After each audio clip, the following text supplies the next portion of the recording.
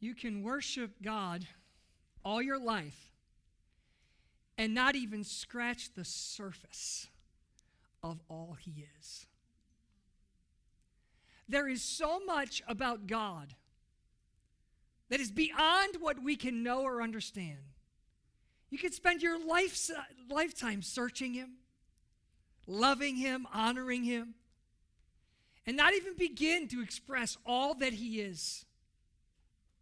So much that we cannot understand. But there are some things about God that we do.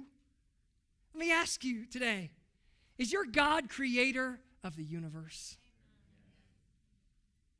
Has your God sent his only son to die for you?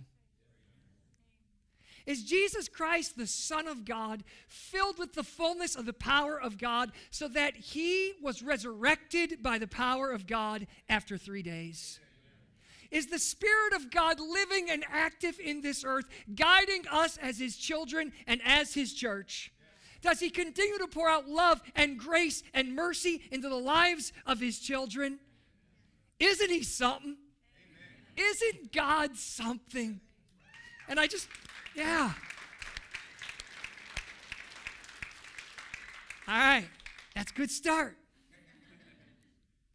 If we really believe what we just said amen to, if we really sense what we just applauded is as true, why would we ever come to worship and treat it casually? Why would we ever gather together, say that the holy God of the universe meets with us? What a bold statement. That his presence comes in to the place where we worship. Why would we ever say that and then come in and yawn? And then come in, sit down and say to ourselves, I hope the praise team does a good job today. I hope the pastor preaches well today because they better make it worth my time coming. If you came here for me, I promise you'll be sorely disappointed today. I'll never measure up. How is it that we believe we're in the presence of the God of the universe, but before you know it, we're willing to be distracted enough to wonder what we'll eat after service or how the Redskins will play this weekend? Now, I got to stop because you all have opinions on how the Redskins will play this weekend. But there's a time and a place for that. And here we are, in the presence of the living God. And can any of us say that we are in the chase and not develop hearts of worship? In this last week, as we talk about the chase, and boy, if I've ever been sorry to see a series end, I'm sorry to see us end this series. But by the way, we're ending the series. We're not ending the chase. Come on, church. We're ending the series. We're not ending the chase. But as we end this series, today I want to finish by talking about this idea of a heart of worship. Central to this story is the Ark of the Covenant. Like, what in the world is the Ark of the Covenant? Is that a big boat, right? That's the kind of ark we're talking about. It is an ornate box that God instructed the people of Israel to build. And in the box were placed various things, a staff of Aaron's, a pot that held some of the manna that they'd had while they were in the desert, and a copy of the 10 Commandments. The stone tablets were in there. That's all that was inside of the ark. It was very ornate. There were these gold angels on top. But here's the important part about the ark. The presence of God would come down and rest where the ark was. This was where God would come in his glory, to that location where the ark was amongst the people of God. How telling is it to us that in the lifetime of King Saul, we don't have listed a single time that Saul ever went to where the ark was to worship? That Saul never went to where the presence of God was to inquire of God for wisdom about decisions to make? Over 30 years of Saul's reign, the only mention of the ark we have is one time that they took it with them in battle as a sort of good luck charm, hoping it would help them out. So Saul, in his lifetime, never pursued getting near the presence of God. It's probably one of the prime reasons why God never refers to Saul as a man after his own heart. But when David comes into the power, when David becomes king, one of the first things that happens is one of his servants come and say, hey, David, you know as well as I do that for 25, 30 years, the ark has pretty much just been on the outskirts of Israel, and it's been at the house of Obed-Edom. And you need to know, David, that Obed-Edom has been taking good care of the ark, and God has been taking good care of Obed-Edom. And Obed-Edom has been blessed because the ark has been in his presence. Stop. I wonder how many blessings we miss out on in life because we keep God out on the periphery of our life instead of drawing near to his presence. And these servants said, the presence of God is there in the ark with Obed-Edom, and God is blessing him for it. And I got a feeling that Obed-Edom was sad, though he understood, when word came that the king was coming to get the ark. Because David said this, Saul might have left the ark on the outskirts of his life, but the ark is going to be central to my life because I want the presence of God near me. I want to draw near to God because those who are chasing God have a heart for worship.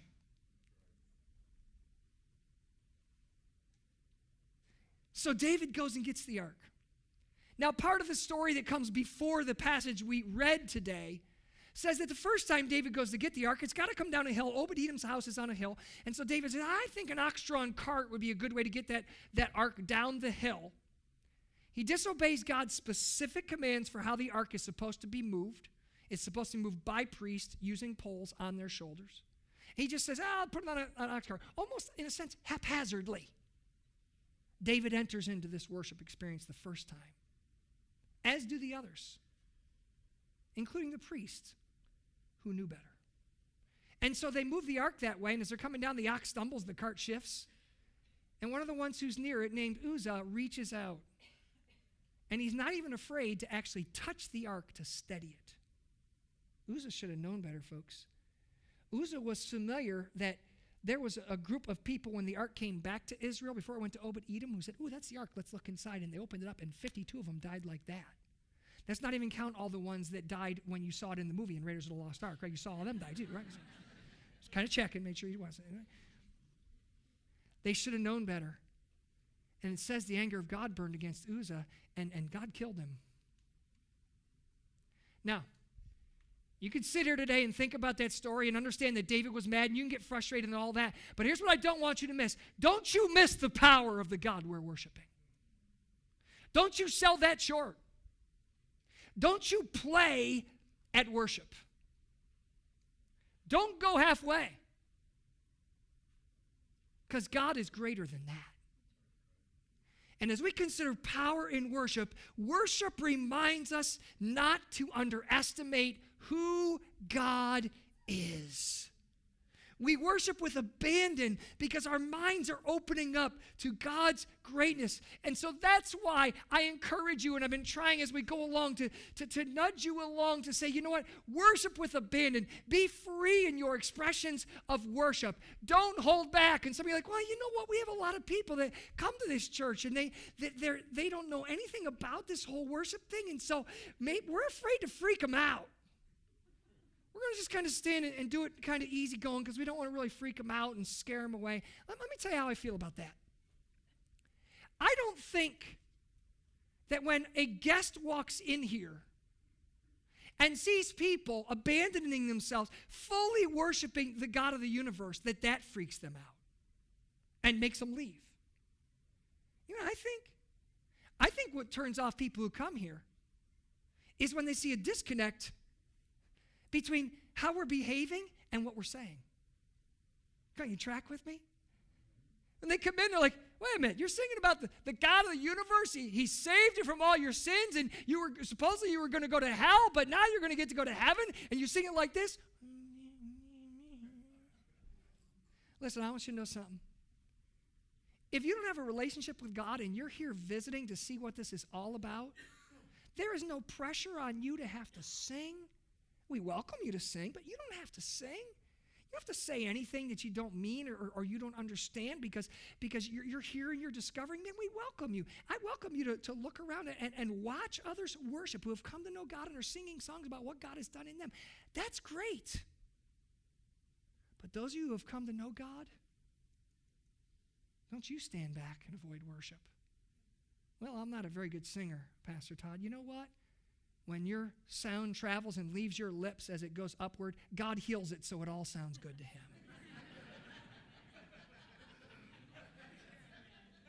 It makes him smile. He loves it.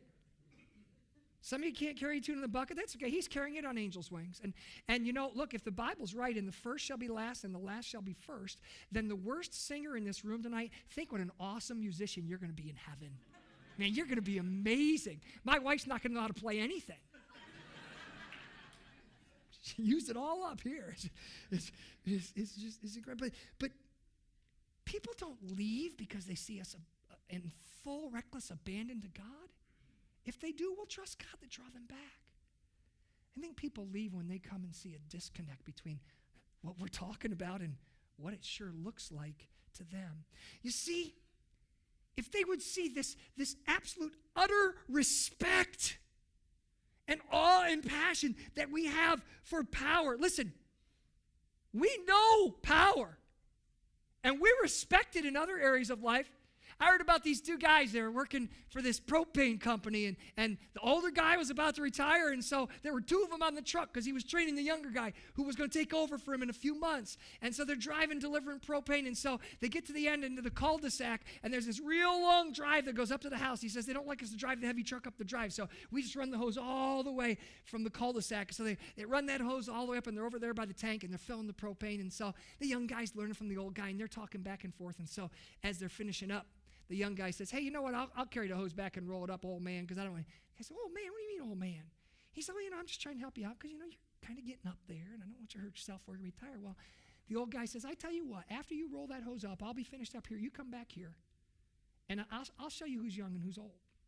So the kid says, all right. So he rolls the hose up, comes back. The old guy's sitting there. He's finished up his work. He says, I'm going to race you back to the truck. I'll race you back. Kid says, I can't beat you. He says, no, you can't.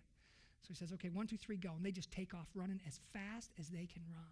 They are just bucking it towards the truck just as fast as they can run. And the old guy's feeling pretty good. He's like, man, I'm really keeping up with the young guy. And he turns and he looks to his left. Here's the homeowner. He's running too. And he's actually passing both of them, even though he's older than both of them. So they get to the truck and they stop and they're breathing. And he turns, he looks at the homeowner and he says, why in the world were you running? And he said, listen, when you got two guys in outfits that say propane company and they start running, you run too.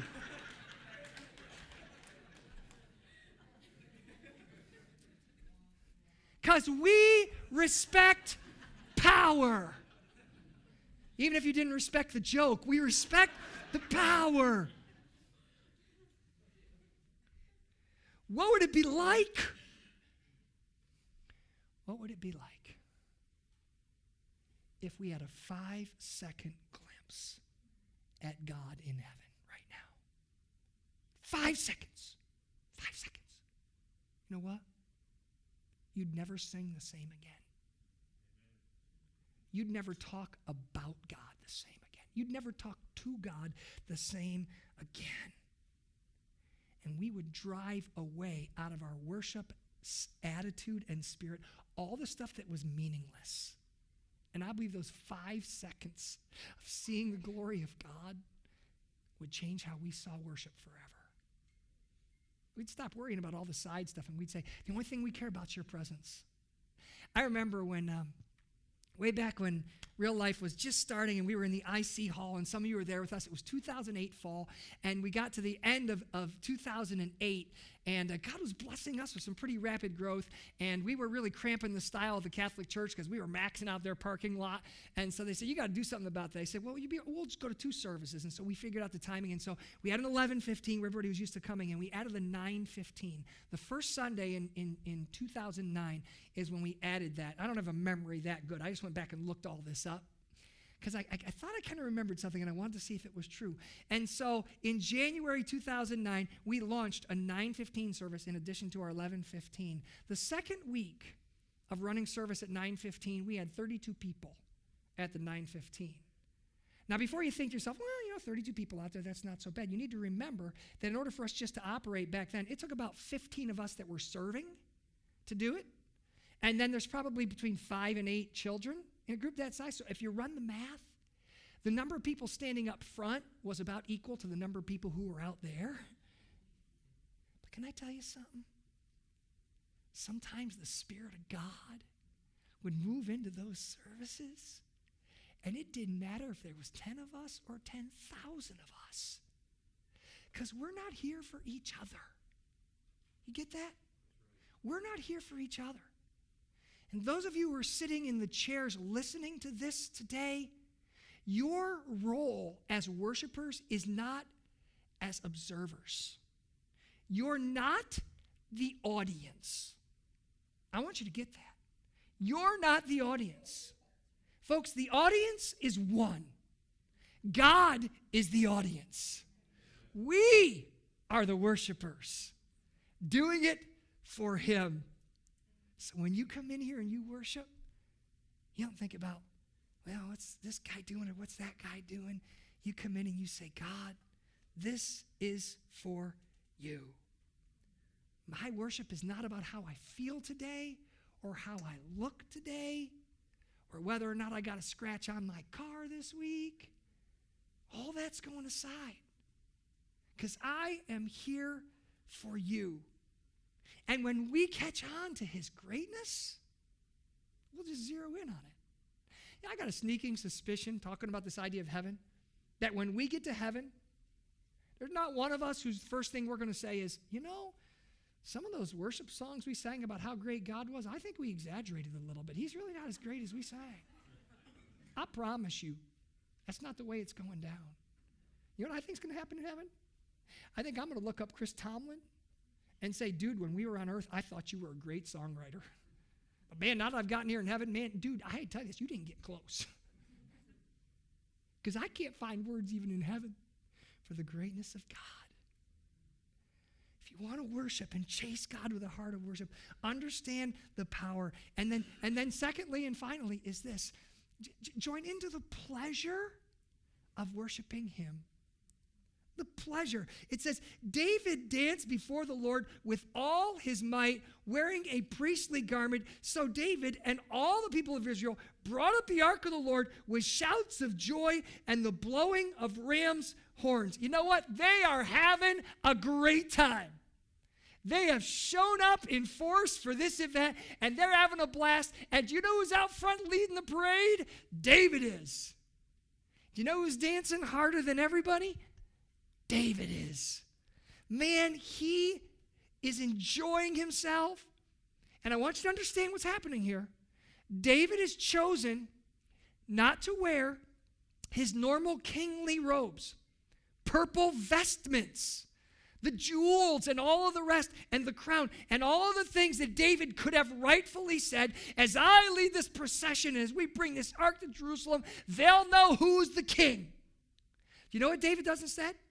He wears the simple linen clothes that the priests would wear. He's not trying to take their job. He's not dishonoring God. He's just associating himself with the priest at this moment. I want to be amongst the ones who are near the ark. And so he's worshiping with abandon. He says, I'm not too high or too important. I'm not too young. I'm not too old. I'm not too new at this. I'm not too experienced at this to come and just pour myself out into worship. He's just having a great time doing it. Do you look forward to coming to worship? Do you say, I can't wait to get there because I'm going to sing to the God of the universe, and there's just something refreshing that happens when you do? Listen, worship was never meant to be dry. All right? When you worship, it should never feel like, I can't choke it down. All right? It's never meant to. In fact, here's an interesting thing. In the Bible, whenever we talk about dry and arid places, they talk about the devil and demons. The Bible says, the demons and the devils, they grow through dry and arid places. But then when Jesus talks about life with him, he says, I am the living what? Water. And the person who drinks of me will never go thirsty. In fact, he says, it'll be like a wellspring of what? Water flowing up from inside of them. You know what? We don't like it in life when things are just dry and arid. We don't. I mean, do you like going out to eat?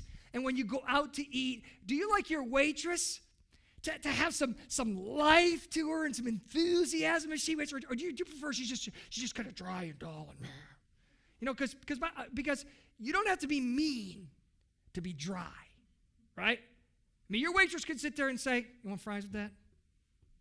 It's not a mean thing to say. It's fine. How do you want your burger done? Fine. Good. Right?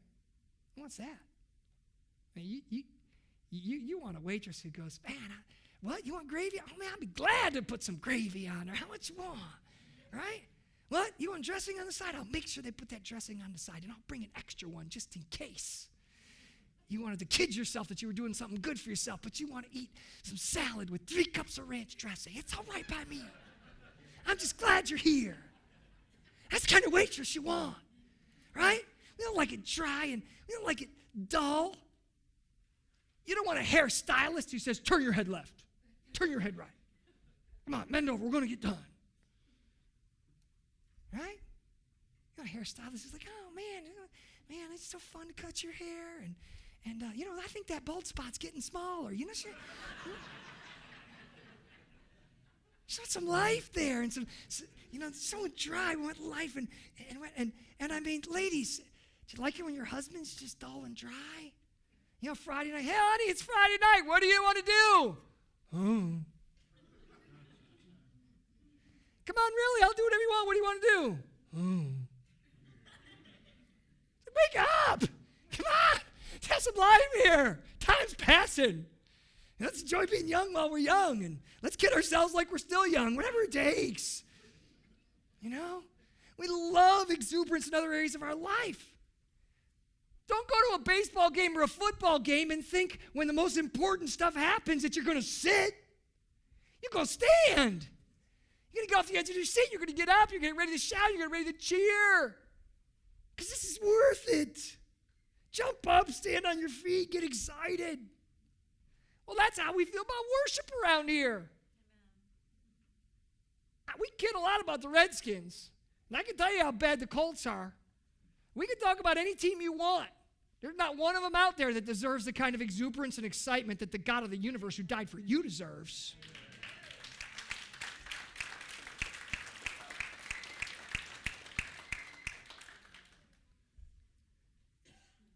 And so, sometimes around here, when we get to the end of a song, we clap. Here's what I've noticed. I'm talking to South Campus, too, because I've been down there and they clap, too. Sometimes y'all are just kind of waiting to see, is Pastor going to clap on this one? Okay, okay, we're going to clap this one. I'll let you in on something.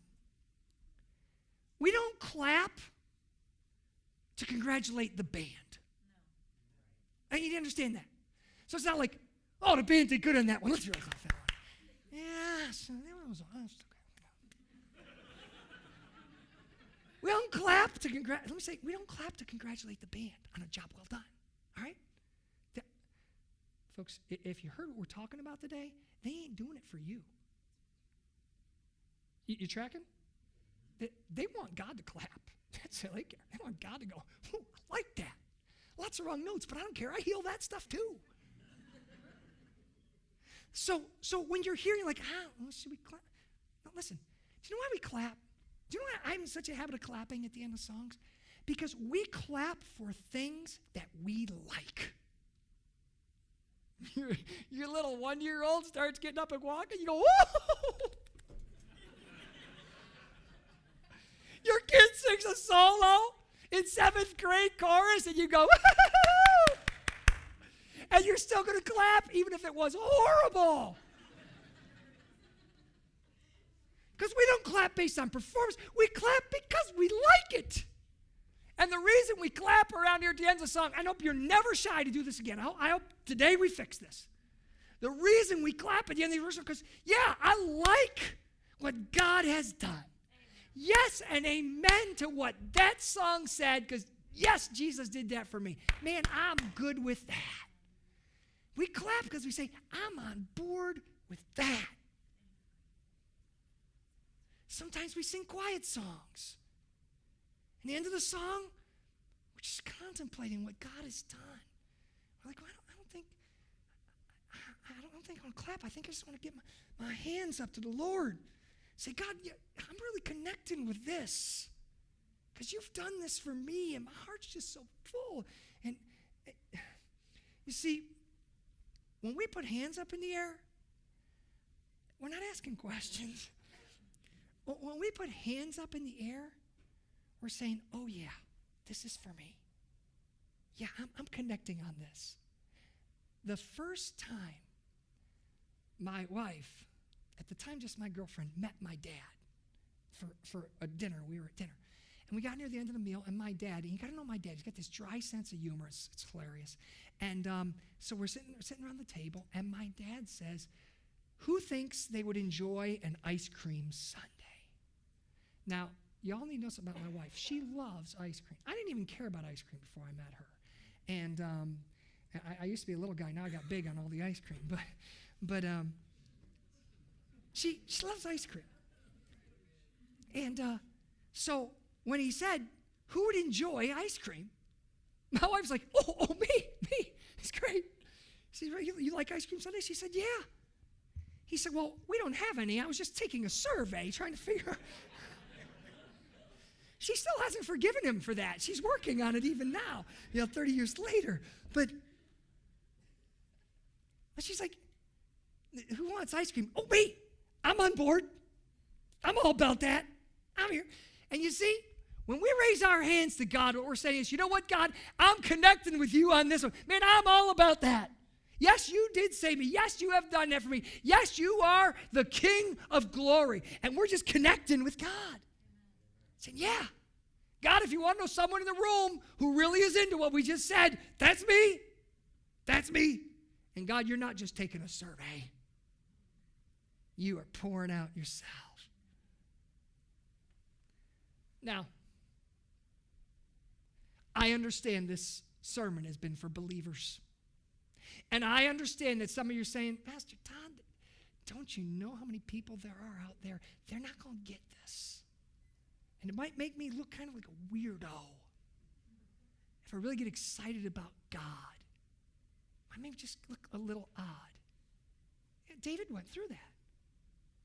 David got home, and one of his wives, we've discussed the fact he had multiple, one of his wives was Michal, Saul's daughter. Now, I want you to catch something here. It says that Michal absolutely was the word despised. Let me see what it says. She was filled with contempt. She's disgusted over the way David worshiped. She hates it. She says, I've never seen such a thing before from the king. Yeah, do you know why she had never seen such a thing? Saul was her daddy. She never saw her dad in abandoned worship before God. She said, what is my husband doing? And here's the thing that I want you to catch. Some people have misread this passage because she says what he did was vulgar. And they think that this means that somehow when David wasn't dancing in his kingly robes, that he was somehow exposing himself, that he was immodest while he was worshiping. That's not at all what it means. A linen ephod, folks, it's full garb. It's full garb. David's not immodest. Because Michal doesn't understand what it means to worship God. To her, it's repulsive and vulgar. Ever been out on a chat board and met someone who wants nothing to do with God and thinks that people who love God are just a bunch of vulgar idiots? This isn't about what anybody else thinks. We worship him as his children. And David looks at her and says, listen, just because you don't understand it doesn't make what I did wrong. In fact, I need to tell you something. If you think I'm looking crazy now, you ain't even seen the half of it. I'm getting ready to jump a pew and run the aisle. So you better get used to it. And then he said this, and when I worship the God of the universe, and it's genuine, those slave girls, they'll end up respecting me for it. Does your talk and your walk line up when it comes to worship? If God really has done it for you, then it's not a personality thing. It's just a willingness thing to give our hearts in abandon to him. You see, in the end, as David worshiped, it wasn't his body that was uncovered. It was his heart that was uncovered. True worship does that. It's not a show, but what we're really like shows up. Amen. That's what people who are in the chase do. We worship as the people of God. I'd like you to stand up with us today.